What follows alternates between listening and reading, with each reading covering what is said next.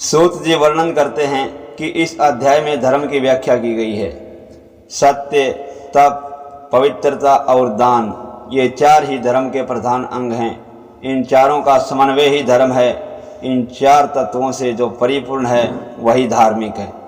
सतयुग में ये चारों तत्व थे, फिर त्रेता में सत्य चला गया, द्वापर में सत्य और तप न रहे, और कलयुग में सत्य और तप के साथ साथ पवित्रता भी चली गई। कलयुग में केवल दान ही रह गया।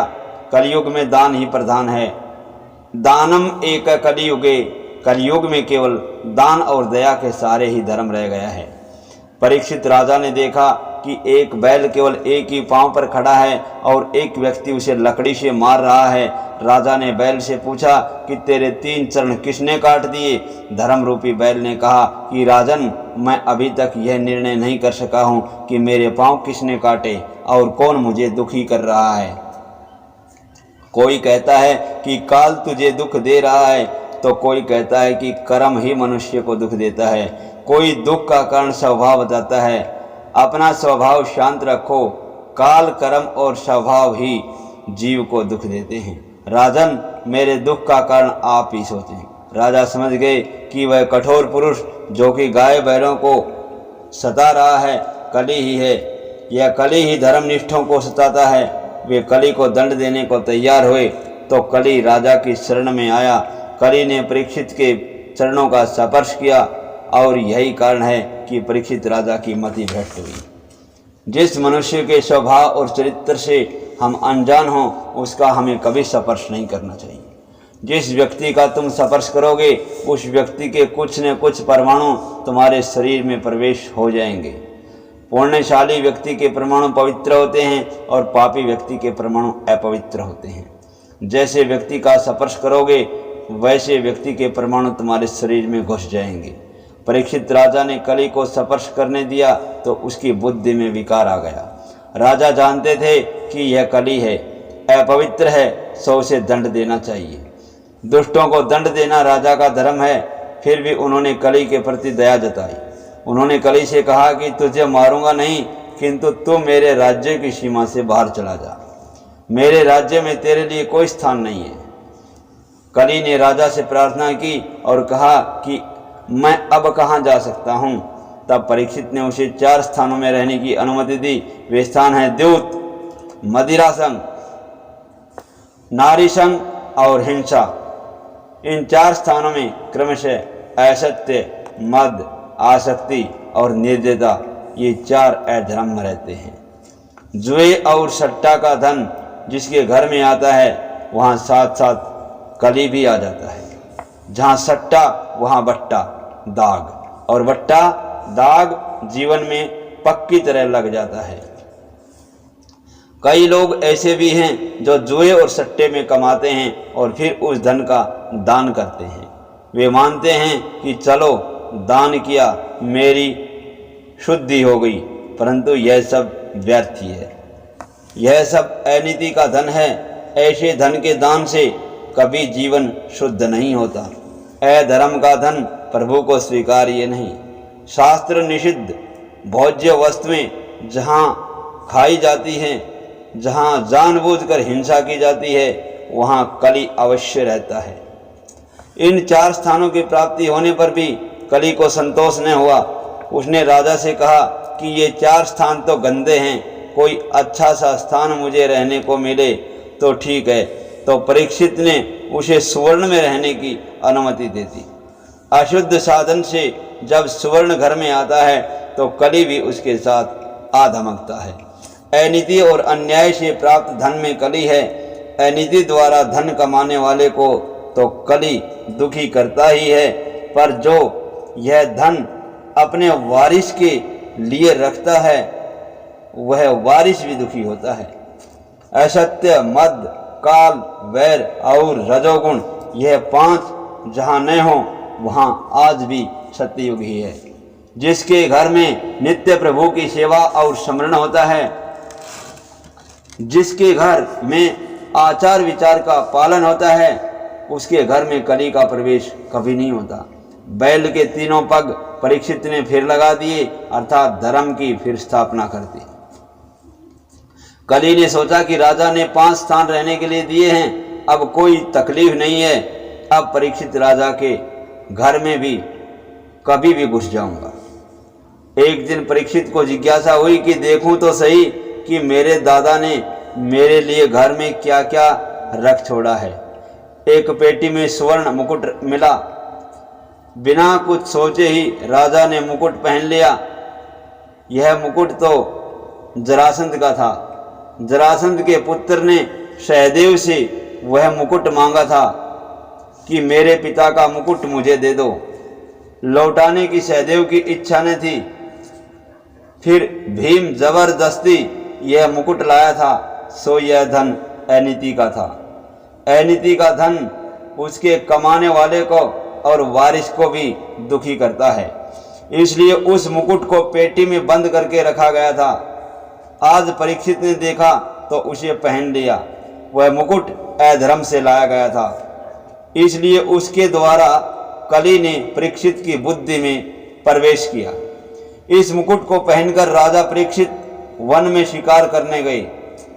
वहां एकदा शब्द का प्रयोग किया।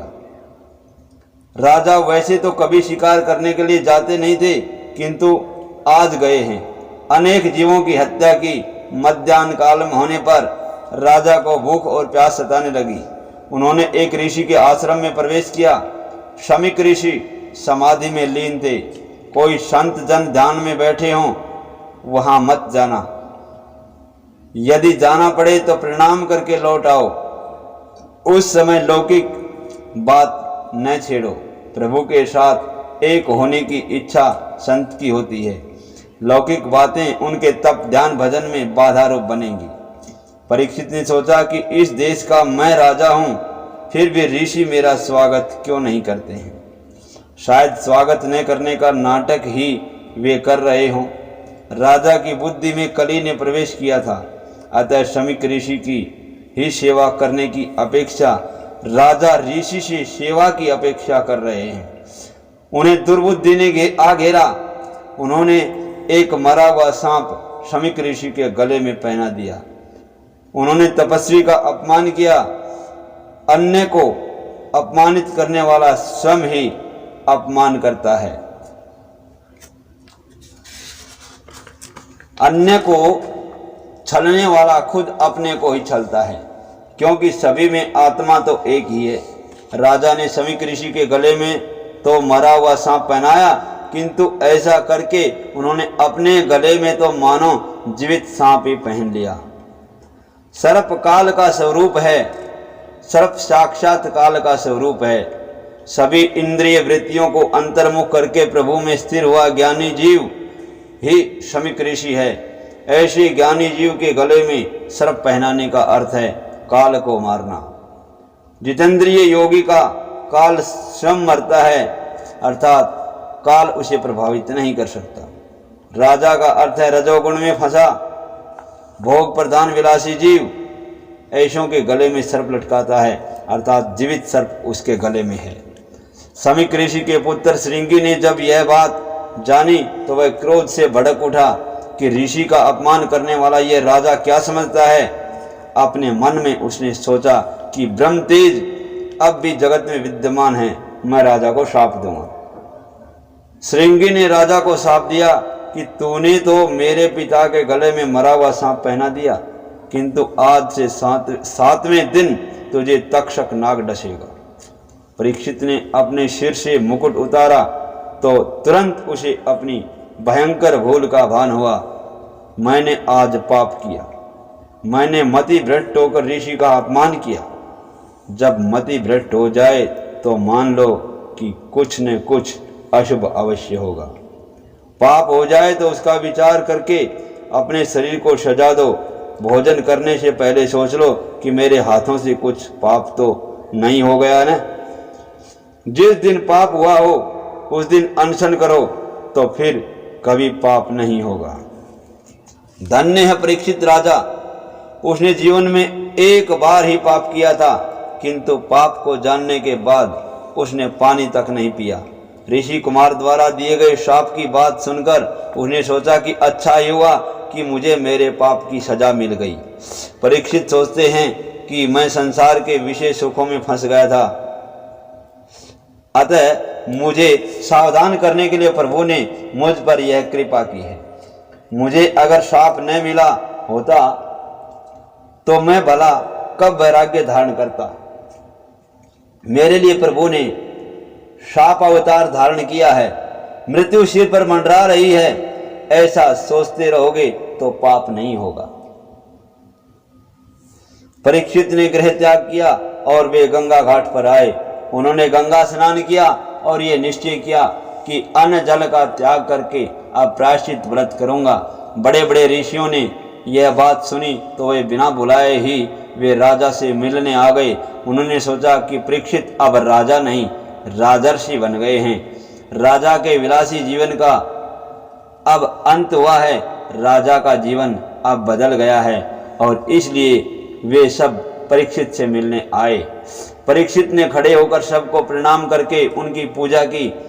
राजा ने अपने पाप की बात उन ऋषियों से बता दी। वैसे तो सभी लोग पाप को छिपाते हैं और अपने पुण्य की बातें सबके सामने प्रकट करते हैं। पाप को छिपाओ मत और पुण्य को तुम प्रकट मत करो। समाज के सामने पाप स्वीकारने से पाप करने की आदत छूट जाती है। परीक्षित ने कहा कि मैंने पवित्र संत के गले में मरा हुआ सांप पहना दिया। मैं अधम हूं, मेरा उद्धार कीजिए। मैंने सुना है कि पापी को यमदूत मारते पीटते ले जाते हैं। मेरा मरण सुधरे ऐसा कोई उपाय बताएं। मुझे डर लगता है, मैंने मरने की अभी तक कोई तैयारी भी नहीं की है। परीक्षित ने मृत्यु की वेदना का विचार किया। जन्म मरण के दुख के विचार से पाप छूटेगा। उन्होंने ऋषि से कहा कि आप कुछ ऐसा करें कि 7 दिन में मुझे मुक्ति मिल जाए। आसन्न मृत्यु के कर्तव्य आदि मुझे बताइए। समय अधिक नहीं है। ज्ञान की लंबी चौड़ी बातें करेंगे तो समय पूरा हो जाएगा। मुझे ऐसी बातें बताइए और मुझे ऐसा मार्ग बताइए जिससे परमात्मा के चरणों में लीन हो जाऊं। मुझे ऐसी कथा सुनाइए कि जिससे मेरी मुक्ति हो। ऋषिगण सोचने लगे, हम भी मृत्यु से डरते हैं। अंत समय में प्रभु का नाम होठों पर आना मुश्किल बात है।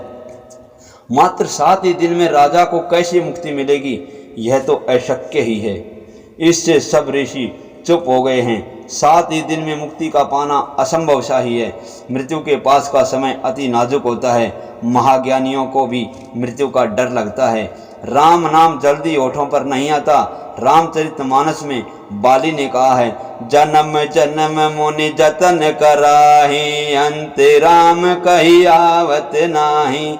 कोई भी ऋषि राजा को उपदेश देने को तैयार न हुआ। किसी में भी बोलने की हिम्मत नहीं थी। परीक्षित सोचते हैं कि समर्थ होने पर भी ये ऋषि मुझे उपदेश क्यों नहीं दे रहे हैं।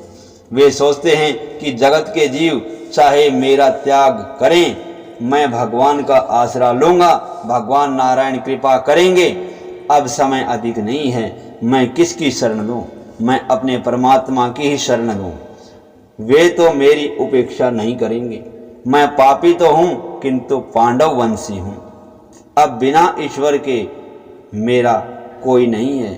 परीक्षित ने ईश्वर का आसरा लिया। भगवान की स्तुति की।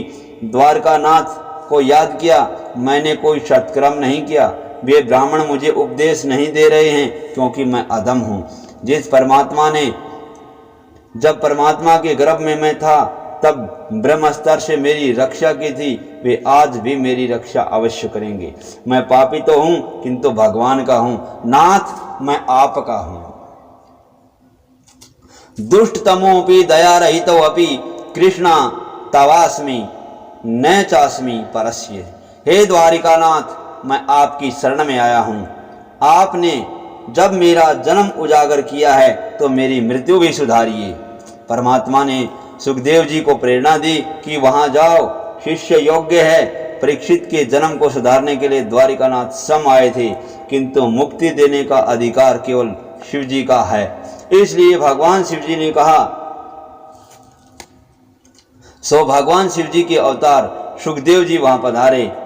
संहार का काम शिव जी का है, अतः परीक्षित की मृत्यु को सुधारने के लिए सुखदेव जी पधारे। सुखदेव जी दिगंबर हैं वासना का वज्र छूट गया था। 16 वर्ष की अवस्था है। कमर पर न तो मेखला है और न लंगोटी। आजानु बाहु हैं। वक्ष स्थल विशाल है। दृष्टि नासिका के अग्रभाग पर स्थिर है। मुख पर बालों की लट बिखरी हुई हैं। वर्ण कृष्ण की भांति श्याम है और तेजस्वी भी हैं। सुखदेव जी पर बालक धूल उड़ा रहे थे। नागा बाबा चला, नागा बाबा चला, किंतु सुखदेव जी मानो यह सब कुछ जानते ही नहीं हैं। वृत्ति ब्रह्माकार है। वे ब्रह्म चिंतन करते हुए देह से अभान हो गए हैं। परमात्मा के ध्यान में जो देहभान भुलाता है उसके शरीर की देखभाल परमात्मा स्वयं करते हैं। सोचते हैं कि इसे देह की जरूरत नहीं है, किंतु मुझे तो है। चारों ओर प्रकाश फैल गया। सूर्य नारायण तो कहीं धरती पर उतरे नहीं है न। मुनि जान गए कि ये तो शंकर के अवतार श्री सुखदेव जी पधारे हैं। सभा में सुखदेव जी पधारे। व्यास जी उस सभा में थे। उन्होंने खड़े होकर सुखदेव जी का वंदन किया। सुखदेव जी का नाम सुनते ही व्यास जी भाव विभोर हो गए। सुखदेव जी के लिए प्रयुक्त विशेषण देखो। अनपेक्ष है, निज लाभ तुष्टो, अवधूत वेश है। व्यास जी सोचते हैं भागवतकार ऐसे सुखदेव जी जानते हैं, यह भी नहीं जानता कैसा निर्विकार है। मेरा बेटा भागवत कहेगा और मैं सुनूंगा। राजा के कल्याण के हेतु पधारे वे सुखदेव जी स्वर्ण सिंहासन पर विराजे। परीक्षित ने आंखें खोली। मेरा उद्धार करने के लिए इन्हें प्रभु ने भेजा है, अन्यथा मुझ जैसा पापी और विलासी के वे यहाँ नहीं आते। परीक्षित ने सुखदेव जी के चरणों में साष्टांग प्रणाम किया। परीक्षित ने अपना पाप उन्हें कह सुनाया, मैं अधम हूं, मेरा उद्धार करो। आसन्न मरण को क्या करना चाहिए? मनुष्य मात्र का कर्तव्य क्या है? उसे किसका श्रवण, जप, स्मरण और भजन करना चाहिए? गुरुदेव सुखदेव जी का हृदय पिघल गया। शिष्य सुयोग्य है।